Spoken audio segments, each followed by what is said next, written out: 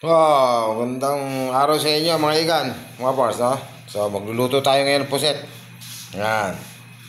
Adobong puset, no? Mabilis ang luto lang to. Simple lang at easy, pero yummy.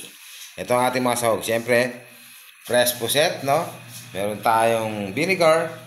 Siyempre, meron tayong soy sauce, saka salt. Meron tayong sibuyas, kahit anong sibuyas, puti or red or ano, tapos meron tayong bawang.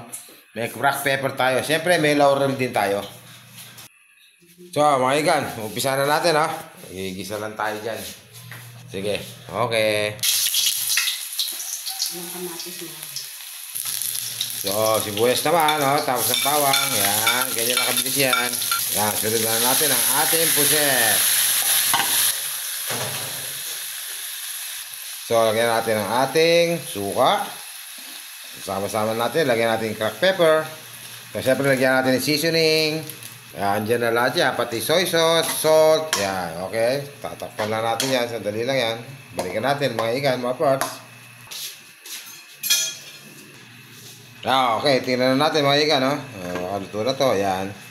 Gusto nyo nagmamantika, pwede nyo buhusan ng mantika sa ibabaw. Konting sauce lang. Tingnan na natin lasa, kung okay yung lasa. So, tingnan natin muna yung lasa, no? Ayan. Okay na. Tama-tama lang. Ayan. Fresh yan. Sarap to. So, ayan.